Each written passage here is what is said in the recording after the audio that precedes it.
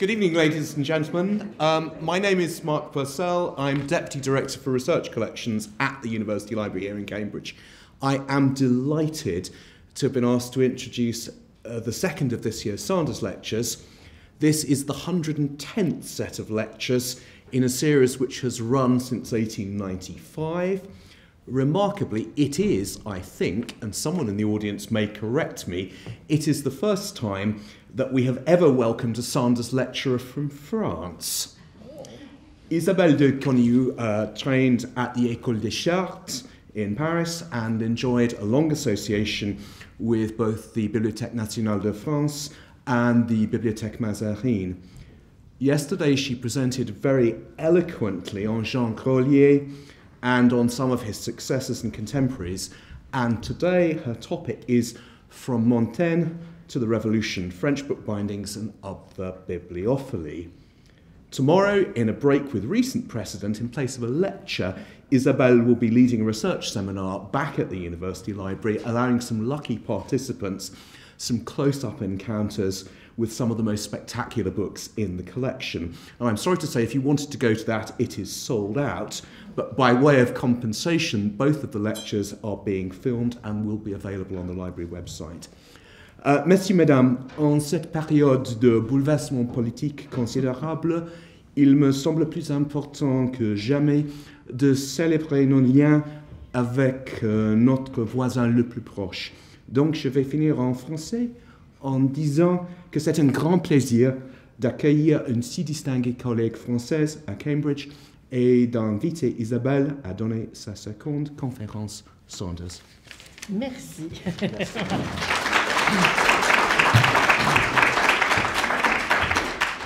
As you want to emphasize the links between France and England, of course I will speak French.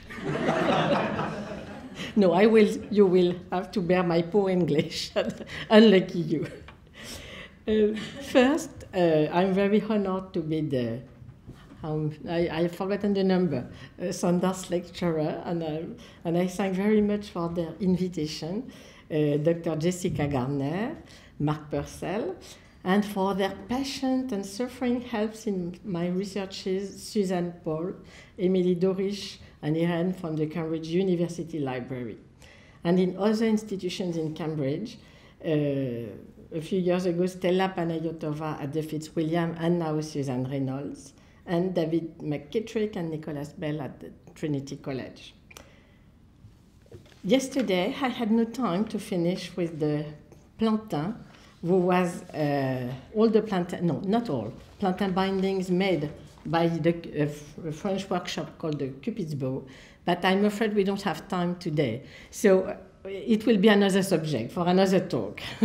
And today I begin with From Montaigne to the Revolution, book bindings and other French bibliophily. And I'm pretty sure we'll never arrive to the Revolution because of the time, and I guess we should stop at the beginning of the 18th century.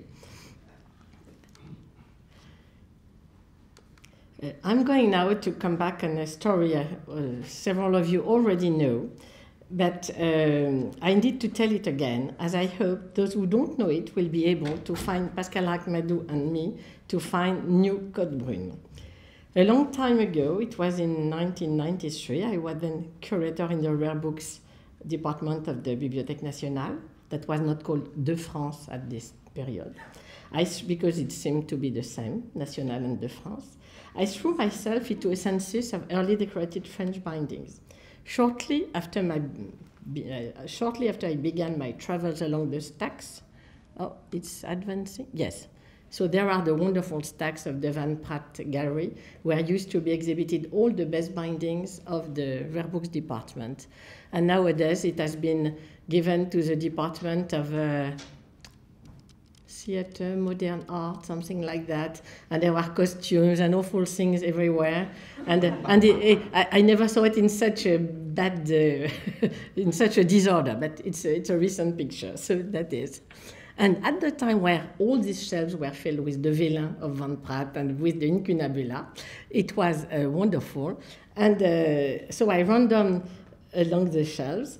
And quite quickly, I noticed 2 folio books on architecture with fine bindings, executed at the end of 1560s, but without any indication to whom they had belonged, no ex libris or coat of arms. Each bore on a flyleaf what seemed to be an old press mark in brown ink in a large number in a late 16th century hand between 2 parallel strokes. Very excited by this discovery, I showed the books to Pascal Rachmadou, who is here this evening, a better connoisseur of bindings of that period than I was. And we decided to continue the research together. We finally found in the BNF more than 30 volumes, all bearing the same type of press marks, all bound in the 1560s by several workshops. Most of them were unrecorded in scholarly publications. Whatever workshop bound them, they all had one thing in common, a title gilt on the back, on the spine of the volume, which is a feature quite unknown at this time. You see. Alas, these books were completely mute about their original owner and did not have a single clue to their common provenance, except for those mysterious brown press marks we call the Cotte Brune. We continued our search in other Paris libraries, where we found about 30 more, most of them in the Mazarine, in the Sainte-Geneviève, and the Arsenal. Outside of France, here, the richest library in the field of Cotte Brune is the British Library, but many other public and private collections also own some. You see here the Cicéron of the Davis gift on the left, one of Miriam's babies, and on the right, the Xenophon in an empty fanfare, which is in the Getty collection. In America, there is essentially one, a remarkable one, the Vignola 1564 at the Morgan Library. It will be the center of the Lobépine exhibition that is scheduled in New York at the Morgan for October 2020. Thank you. We also found Cotte Brune in private collections, the Aldine Aristotle, the Serlio also in the Wormsley Library, and quite recently the Ronsard, the 1567 Ronsard in the Bodmer Library, and the most beautiful of all of them, the Polyphilus, now in Jean Bonnac collection in Genève. We were often lucky, and the number of volumes increased to the current count of about 120, but the newly discovered volumes remain mute about their original owner. 4 years after the first discovery, we finally found a trail in a literary manuscript. Preparing the 1999 BNF exhibition Reliure Royale de Fontainebleau, Pascal Rachmadou chanced upon a manuscript entitled Les Amours de Philippe Desportes, finely bound with a double C repeated. At that time, it was believed to be King Charles IX's copy. Upon opening it, Pascal was surprised to find the Cotte Brune written on the flyleaf. The manuscript could not have belonged to the king for many reasons, one of which being that the double C is not surmounted by a crown. It contains a final poem, which is lacking in all the other known manuscripts of Les Amours de Desportes. It's entitled Sonnet of the year 1570. Oh yes, you can read it, and you read perfect French. So you see his mourning is perfect friend, gay and wise, and the young man, Philippe Desportes, is mourning is the young Claude de Lobépine, I must confess, unknown to absolutely everybody and unknown to me, a brilliant Secretary of State who died at the age of 25 in September 1570. And the person with the initial C was his sister Madeleine, with whom Desportes had a liaison that was not only literature. He called her Calliante, a pseudonym derived from the Greek beautiful flower, alluding to her Lobépine name. Claude III de Lobépine had a very, very brilliant career and was very much loved by the young king. But all this brilliant career was suddenly interrupted in September 1570 when he died at the age of 25. he had in his short life the time to build one of the finest French Renaissance libraries, rivaling those owned by Jean Grolier and Thomas Mahieu. Madeleine's husband, the mistress of Desportes, Madeleine had a husband, she had a lover and a husband the husband, Nicolas de Villeroy, succeeded his father on law. He commissioned a very nice manuscript, it's later, today in Chantilly, we see it later. And he possessed several chateaux, amongst them Conflans, east of Paris by the bridge of Charenton. I arrived to the end of this short story. You will be able to read it in large in a few months. We quickly understood that the Code Brune were not real press marks, but numbers in an estate inventory. The discovery of the Code Brune 1438 in a book published in 1586, The Funeral Ceremony of Ronsard, convinced us that our Code Brune had not been written in the 1570s, but later at the death of Madeleine. And in 2003, 10 years exactly after the discovery of the first Code Brune, we announced it in a lecture given at the British Library for the opening of the British Library bookbindings database. There is a mention circulating now. If you meet it, you should reply a questionnaire, I don't know, about the use you have of this wonderful database, and please help it and answer to it. And so we made the hypothesis that the Claude de Lobépine books had passed to Madeleine. Everybody laughed. But the discovery of an inventory of the books belonging to Monsieur de Villeroy in his library of Conflans was the latest step and confirmed our hypothesis. All the young Claude de Lobépine books has passed to his sister Madeleine de Villeroy, and then to the wonderful castle of Villeroy. You see a later painting on the left. The castle of Conflans, you see a painting on the left. You understand now why I came there are other reasons, of course, but I was so pleased to come to Cambridge looking at the bindings, in hope, of course, to find a new Lobépine binding, or several, known for the moment, hélas, but we still hope and rely on you and on your eyes. Looking for the Lobépine books, we found another client, I would say, we call him the Archiduke. We checked systematically all the primitive and empty fanfare, the type of binding created for Claude de Lobépine and Mahieu. And doing that, we found other books very close, bound at the end of the 1560s, title gilt on the spine, but however slightly different. They are all ruled, they all have ribbons, and this way we made a new discovery, the Archiduke's binding. Three are, somebody here knows them very well, three are in the Arcadian Library. All these books are in French, and they are all history and romance books, for example, L'Histoire de Palmerin d'Olive, that is in the Arcadian. But we also found some, all the others, we found them in the former Habsburg Empire, in Prague, in Vienna. And even those in the Arcadian, they have a provenance cursus that show they were in this part of Europe at the early beginning of the 17th century. So when we went to Prague and Vienna to see the books, we were convinced they were not Lobépine books. They have slight differences, I told you, and they have no shelf mark. But we made another hypothesis, and moreover, we knew 10 of them, and now we know 11, which is here in the Fitzwilliam Museum. This Philosophie d'amour de Hébreu, a marvelous red Morocco silver gilt fanfare.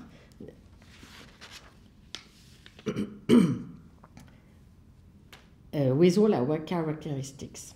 11 fanfares bound by the same Parisian workshop, Kirka 1570, all on French books, all except one with the title gilt on the spine, and who all found their way in the Habsburg Empire. Who could have commissioned those bindings? King of France Charles de Nins married in November 1570 Elizabeth of Austria, the daughter of the empire. He died quickly, and widowed 4 years later. She returned back home in Vienna with her books. Might our bindings have been made for her, or for somebody attending her at court, an ambassador for the moment we could not find a name, but it will arrive. And waiting that, we call this owner the Archduke. Oh, that's a portrait of a... So I arrive now to a very Cambridge, new but very strong specialty, Montaigne. Montaigne is 10 years older than Claude de L'Aubépine. When the young man was near to die, Montaigne was in Paris in August 1570, preparing the printing of his second book. In 2008, as all of you know, Cambridge Library received the outstanding Montaigne Library assembled by Gilbert de Botton. This collection, the collector's motivation were to remake Montaigne's library, either by buying the most difficult Montaigne's personal copies. He succeeded in buying 10 of the 99 known surviving, or books we know Montaigne read or owned. He also had one or several copies of all Montaigne printed editions. All this collection is kept in the office of Suzanne, and she's very lucky having all this Montaigne in her back. Montaigne, you will think, what does Montaigne do in such a speech? Because, as we know all, he was a writer, he was a reader, he was not, we think, he was not a bibliophile, and decorated book bindings were not his problem. However, I will give quick glimpses now of some of the most bibliophilic copies of Montaigne books here in Cambridge and elsewhere. It will be quick, of course. So Montaigne was 35 years old when he prints in Paris his first book dated 1569, Segonde Théologie Naturelle. This book has been less sought after by Montaigne's collector than the essay, and you can't find copies in original 16th century bindings. This one is in the Botton collection, a contemporary calf. There is another one, the picture is quite bad, in the Lyon Library. And on the right, in private hand, a very, very nice gilt vellum. Montaigne's second book, Xénophon by La Boétie, is also printed in Paris by the famous Greek printer Frédéric Morel. It's a gathering of small opera of his late friend La Boétie. Each part of the book is dedicated to a different person, and person who had great bibliophilic interest, like Henri de Mesme or Paul de Foix. And Montaigne surely had beautiful presentation copies bound for them. Known is known.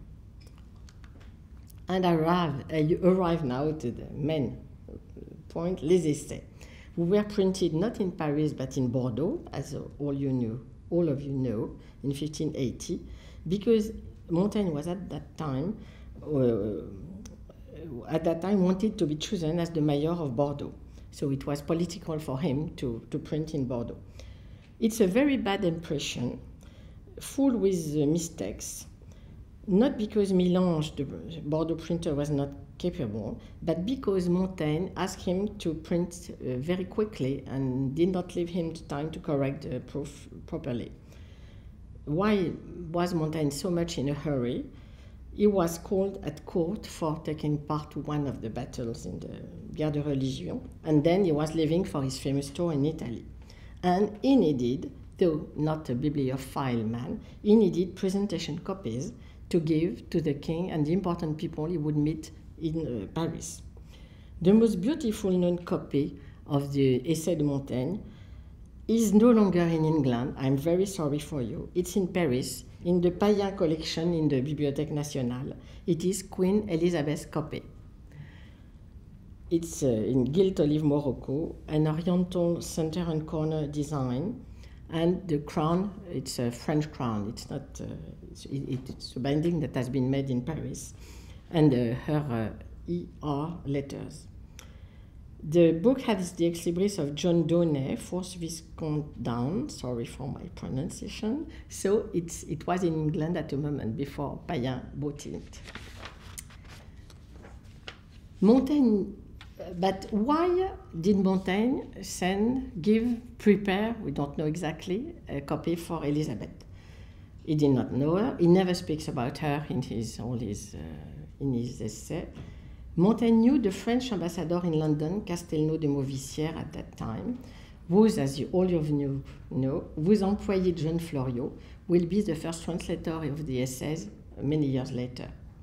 It has been said that this extraordinary copy was a gift of the French prince, the brother of the king, who wanted to marry Elizabeth. And that was the reason why there were fleur-de-lis and Tudor rose on the binding. I don't believe in this romantic explanation. Yesterday I did not believe in Diane de Poitiers. Today I don't believe in the love story of François d'Anjou and Elizabeth. I rather believe that Elizabeth's copy shows us what, is near, might be very near, of what was King Henry III copy. This, you don't know, but Henry III library was spoiled during the French War of Religion, so everything disappeared. And of course, Henry III copy would not have the roses and only with the fleur-de-lis. All that is just an hypothesis from me, but I imagine that if Montaigne was pressing the printer to send the copies in Paris, it was to have time to have them bound to be given. So at that moment, our grand homme, our philosopher, was a bibliophile. I would add that we know Montaigne did give a copy of the book to Henri III, to King Henri III, and who read it and who loved the book and told it to Montaigne. But taste is changing. Nowadays, there are no other Morocco copy of the first edition of Les Essais, and nowadays everybody prefers vellum. And so the supposed most beautiful copy of Les Essais is the Detuit copy, you see on the right, that is kept in the Dutuit Palais, in the Musée du Petit Palais in Paris.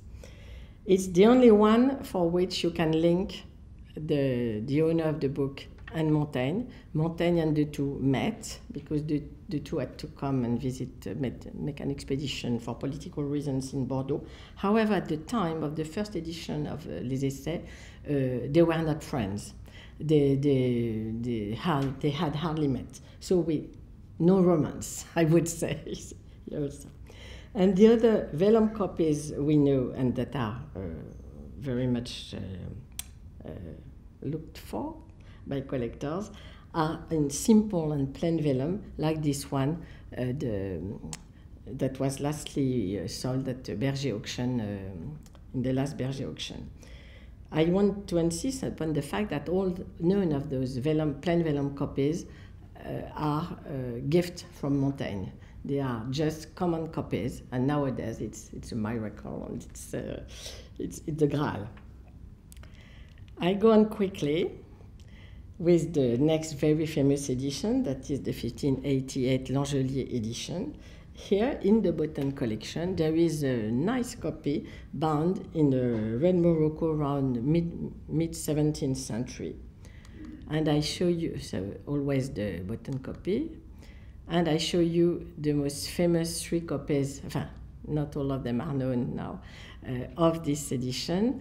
The one that has been found in Leiden Library, I just have the printed description, that has the letter with which Montaigne gives the books to Mademoiselle Pommier, who is the wife of his surgeon.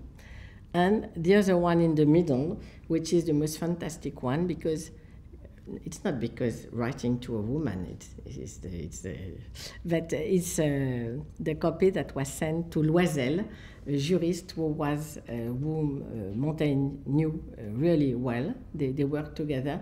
Loisel sent a copy of his book to Montaigne, who in exchange gave him a copy of the Langelier essay.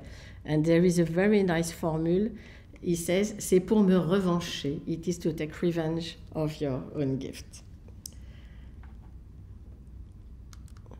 In a later binding, and with a very bad photo, I'm sorry for that, the beautiful copy of Count Heim of the Langelier, which is preserved in the town library in Lyon.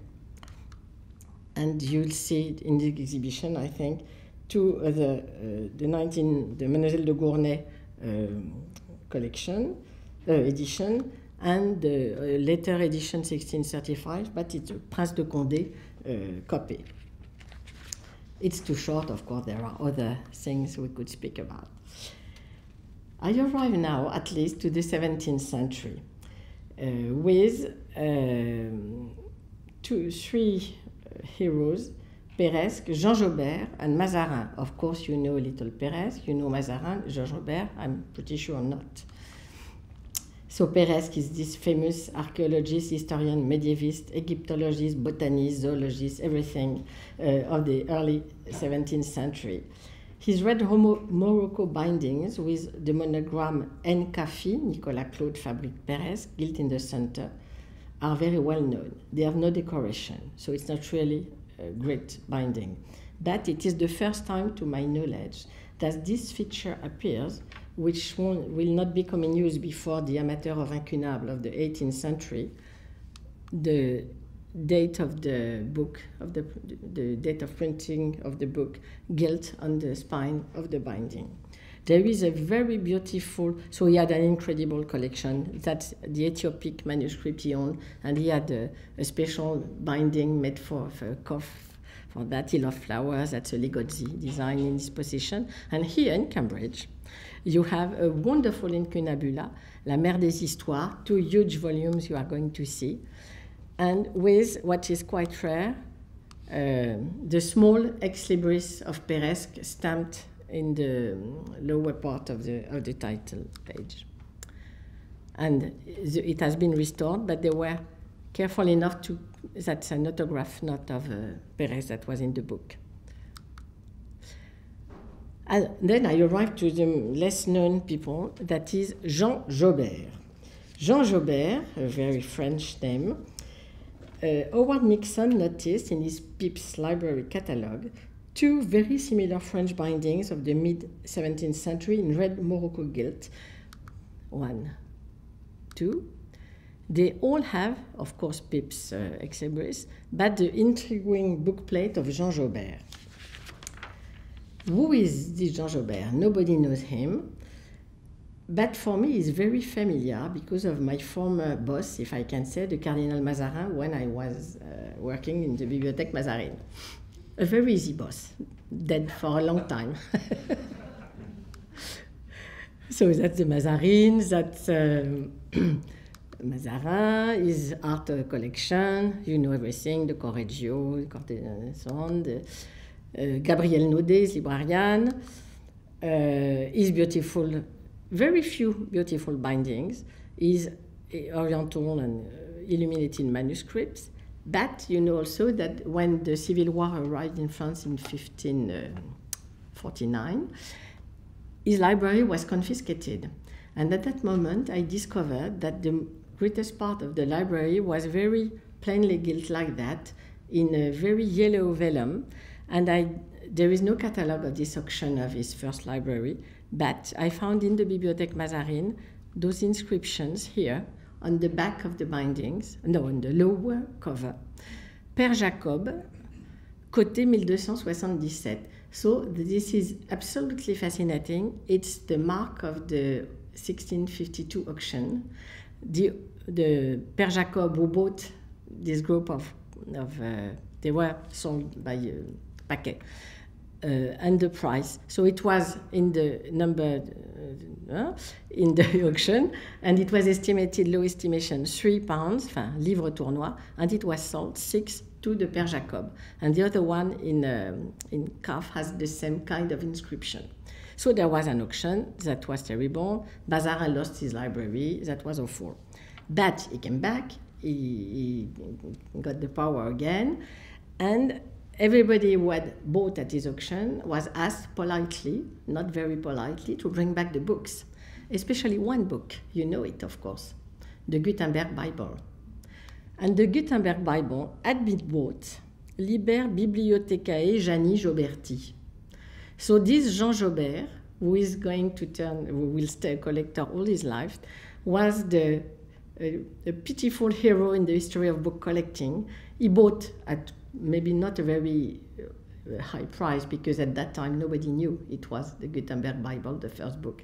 But he bought it. He owned it 2 years, and he put his ex libris everywhere several times in the book. And then he was obliged to give it back. That's the list in the archives of Mazarin. Livre rendu par Monsieur Joubert. And you have Biblia Antiqua Lettres Gothiques, Absque Loco Impressa, Folio. That's the... So Jean Jobert is a beautiful history. And 2 books of his found their way to the Pepys collection. I spoke about the Cabinet du Roi and Louis XIV, who is quite well represented in the Cambridge collections. When last time we spoke about the kings, of course it was Montaigne, but yesterday it was about the Fontainebleau Library. You know, at that time there were the wars of religion, and the wonderful library in Fontainebleau built by François I and Henry II was stopped. Around 1564, 1564, no more book bought, and the library was sent away from Fontainebleau to Paris and hidden somewhere because it was a too precious treasure, and they were fearing it would be destroyed and ruined. So when the war of religions were finished, and when the new king Henry IV came on the throne, he reinstalled a library in the Louvre. That's the Louvre in the 17th century. That's the new King's Library. And there were wonderful series of Red Morocco books. I learned a little, if you allow me. Like this one. This one is a dedication copy to King Louis XIII, of a book dated 1640, I think. No? 1630, sorry. It's not a shame not to be able to say that this binding is 1640 instead of 1630, because the royal bindings during 1 century, they have red Morocco, semé of this gilt everywhere. They all look a little the same, however. But they are wonderful. So when Mazarin died in 1661, Louis XIV took the power and the collections of of Mazarin, and he decided to expand the collections, and he rebuilt partly in the Louvre what is now the Petite Galerie and the long gallery that is all around the Seine River between the Louvre and the Tuileries. And he decided he would put here his collection of art objects, of paintings, and of books. That would be his new collection. And there is here in the Fitzwilliam a beautiful binding of this time on a book printed 1661, which has this special border with laurel, which is very typical of Louis XIV, but that is called le cordon du Louvre, la bordure du Louvre. And if it's called la bordure du Louvre, it is because it was specially designed for the books Louis XIV wanted to have exhibited and installed in these new galleries just after the death of Mazarin. Another royal, nearly royal copy, always in the Fitzwilliam, the dedication copy of this nice book to the cousine, to the Grande Mademoiselle, the cousin of Louis XIV. You see the uniform, red Morocco, but it's very, very elegant. And then what happens, the next step, is that Louis XIV, after having played with this idea of arranging his collection there, decides, as you know, to go to Versailles and everything moves to Versailles, and the books, the king's books. And so that's also in the Fitzwilliam, a copy of the a book, and also this one, which is a mix of the Louvre cordon kept around the coat of arms and at the end of the reign of Louis XIV, a more religious and discreet binding. So I arrived at my last chapter, which is a lot because we have just 5 minutes left. And Les Curieux and the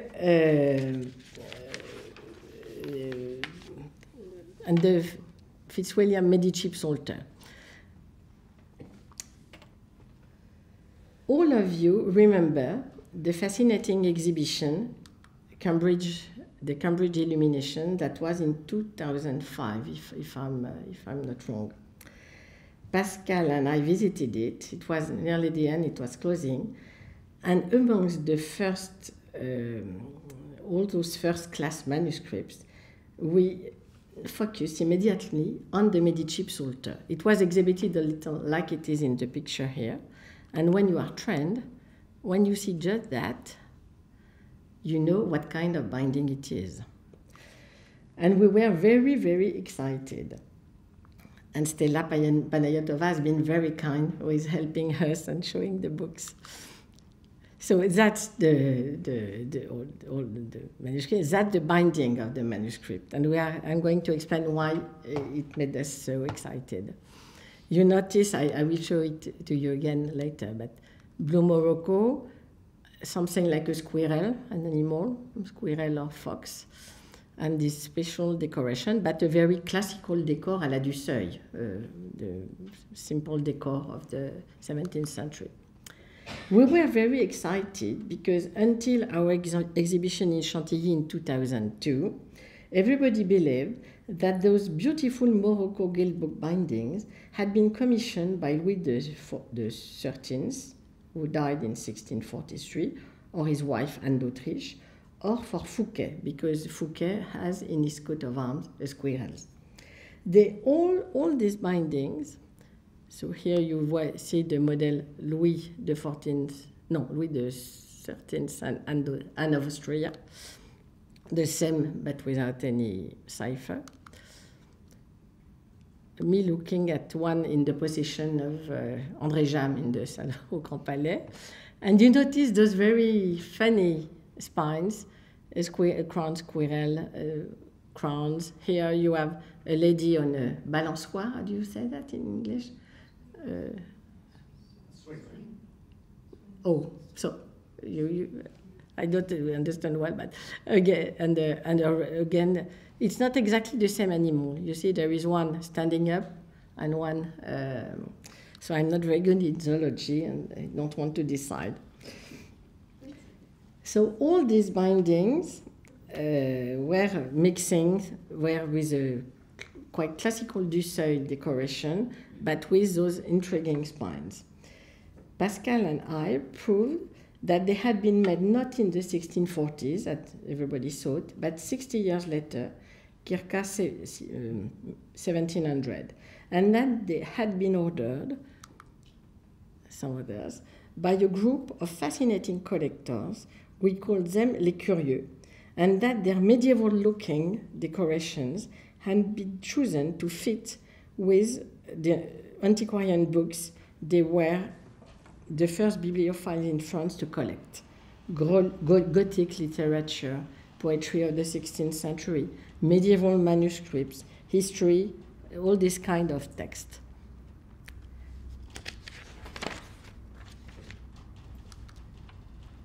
So the Medici Psalter, you see the detail of the animal. I don't, another point is the paper, the papier de garde and leaves that are.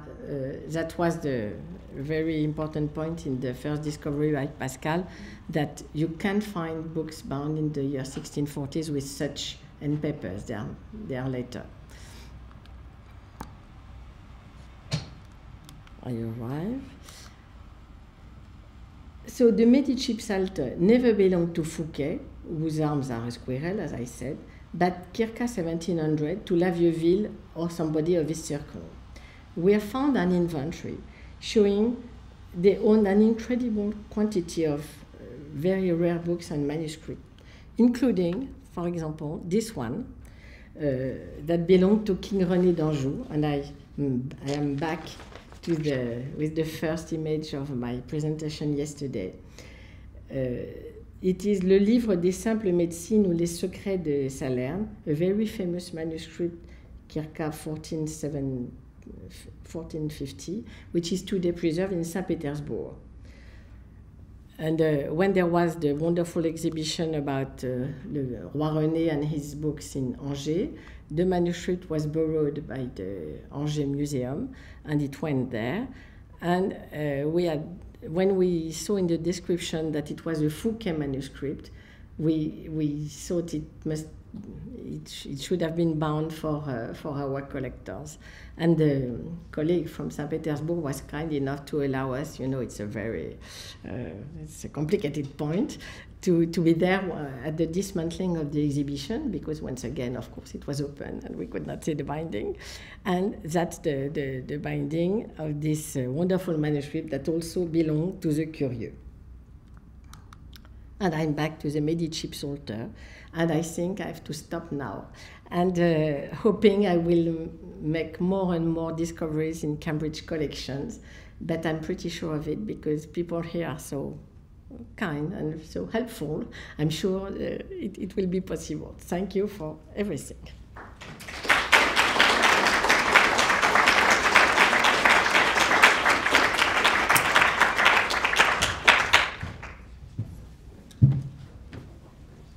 Thank you very much for a second and equally fascinating lecture.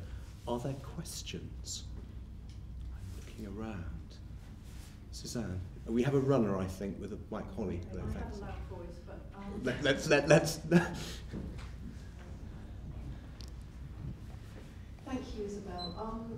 I wondered if you could tell us a bit more about the Curieux and that circle and where you think they might have been. Were they part of the royal court, or what part of France were they in? Just anything more you could tell us about them. In fact, we published, Pascal and me, the first state of the story a long time ago already. It was in 2002 when we made this exhibition in Chantilly, and of course now we have increased we know more and more things and more books that belong to them. Maybe Pascal wants also to answer with me, because no, it's okay. And it's very important because in France it's usually said we were quite late compared with England. We had nobody. There are very few the collectors who have historical backwards interest in France, and it's usually said that the French bibliophilie, which you know is the best in the world, begins quite late in the 18th century with several auctions and between Hoym and Lavallière, and that's the true bibliophilie, the label bibliophilie. And with those Curieux, and the most important of them, le Marquis de La Vieuville, it's somebody who collects books from the years 1619, exactly in the spirit that will make the classical 18th century bibliophilie. And what is so surprising also is that he seems to be like to play with the books, because usually you don't know exactly who orders the binding, who chooses you can, for example, Grolier, you notice he has those special habits of having his vellum and leaves split with paper and leaves, or Hawaïan, Claude de l'Aubépine, he wants always to have the title gilt and his edges are never goffered. But that's quite technical details. It's a cahier des charges. In the case of the La Vieuville and the other around him, there are people who play with the design, and for the first time you have a binding that evocates the subject it covers, which is very unusual. Of course, it's very frequent in the very boring 20th century bookbinding. But in those years, it did not exist. There was no connection between the book and the binding. And so it's very, it's quite an emotion to think that these people were, of course, very rich, had many things to do. They spent time playing with their books, deciding of special decorations that should fit with what was inside the book. And at this moment, of course, they were able to buy incredible manuscripts. You have seen yours, the one, but there are others. And so we built a collection that stopped in 1715 at the end, with the end of Louis XIV, and then passed. It was sold and then passed in larger collection and so on. But as the only common point are those very special bindings that are quite simple. If you are not aware of it, you think they are classical Morocco bindings of the mid-17th century and nothing more. And so with that, it allowed us to reconstruct the whole library. Enfin, not the whole. Someday maybe, but not for the moment. I don't know if I answered properly your questions. Of course, we should publish something, but so many books to do. More questions, Nicholas. And of course, I'm pretty sure the structures of those bindings would tell us something. Well, it is not surprisingly a question about structure that I have. Looking at the binding on the screen, I wonder if the backward-looking attitude you have explained also explains the smooth spine on this book. It's not only smooth spine; it's also flexible covers, and sometimes with rabat, with turn-ins. Rabat, help me. Yes. Mm-hmm. Because I think at that date the smooth spine is not very common in French binding. The smooth spine is like your serpent something in Loch Ness. So it arrives in French binding, I would say. It arrives for the first time in nearly 1547. And then it disappears, it's old-fashioned. And it comes back again with the Louis XIII early binding in the beginning of the 17th century. And then it is replaced by classical spines. And then it comes back a bit again at the end of the 17th century. So it is like that, and it's a fashion. You know, collectors, they are terrible children. They want to change. They want a novelty. So, I'm not sure there is, of course, in the 16th century, the model was the alla greca binding for the smooth spine. But there is not always such, for example, the comeback of the smooth spine at the beginning, after the death of Henry IV. I don't know why it happened, just changing taste, I think. Looking around. More questions? If you don't ask a question, I will speak to you about the Cupid's bow and the Plantin bindings. Take care. Would you like to do that? No. No? It's too late. Yes, you have a question, I think. Forward, yeah. Oh. I was wondering how much you know about the binderies in which the books were bound, and whether the similarities that you've picked out are due to being bound in particular binderies or to fashion. So, in other words, binderies were doing something bespoke, irrespective of each individual bindery, according to who was ordering it, or if it was a particular style, a particular bindery was... It's a very complicated question, and I'm afraid we need 1 hour. And I'm not sure to have the correct answer, because there are several things in a binding. You have the corps d'ouvrage, I don't remember how you call that in French, the sewing and all the technical things.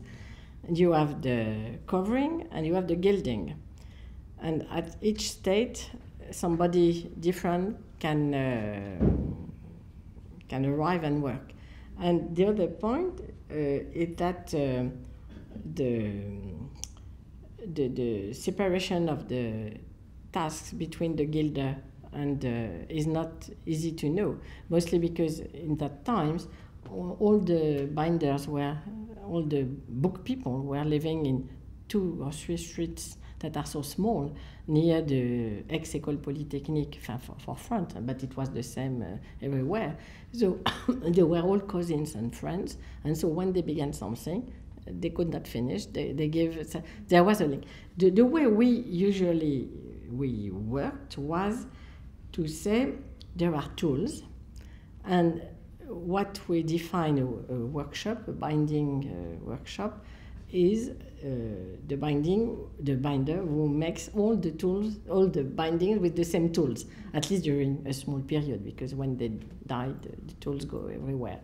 It's not so easy.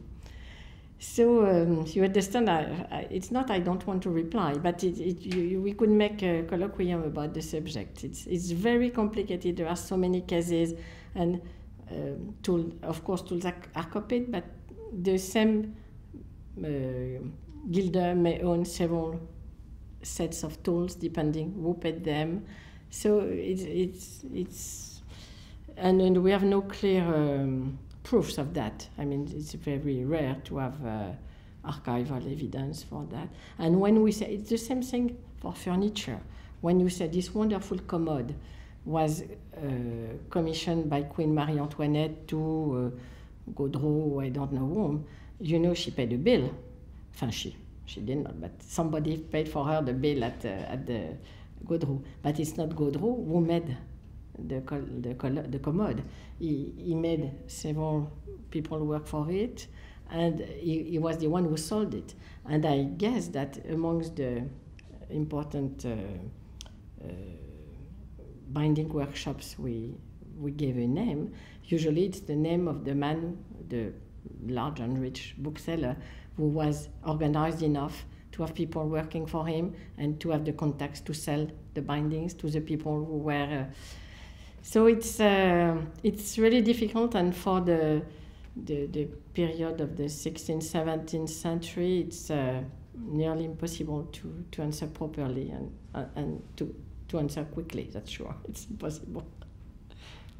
Isabella's kept time so well. We have space for one more question. I'm looking around down here. Jess, please. Yeah.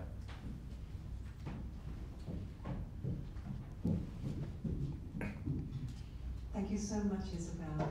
Mine is a very simple question. You have given us a really beautiful introduction to these decorative bindings and looking at them with an eye of someone who obviously adores them as objects and the beauty of them going. Amongst your discoveries within the Cambridge libraries, have you kind of landed on a favourite, and why?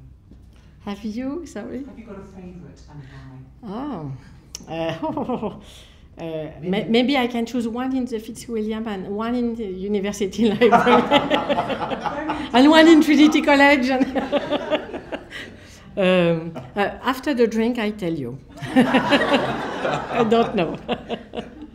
No, in fact, I was terribly excited by this first golden gilt French bookbinder, but you are going to see it. It's not very impressive. There are bindings that are much more beautiful, and but this one I like it very much because there are so few of them. They are so modest. They disappeared. There were not so many, but they disappeared. And I was so lucky when I was in the Mazarine. 3 or 4 of them just for me. The readers did not look at them so much. So this one I will choose. I think it remains for me to do really 3 things, and all of them very briefly. The first is to thank all of you, our distinguished audience, for coming to hear Isabelle this evening.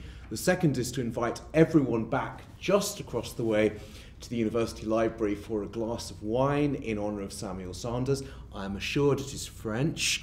And of course to see a display of bindings, though not necessarily at precisely the same moment that you are drinking your wine. And the third duty, and a very pleasant one, is to ask you to join with me in thanking Isabelle very, very warmly for the fantastic experience of exploring these wonderful bindings with you, and for delivering the 110th Sanders Lectures. Thank you.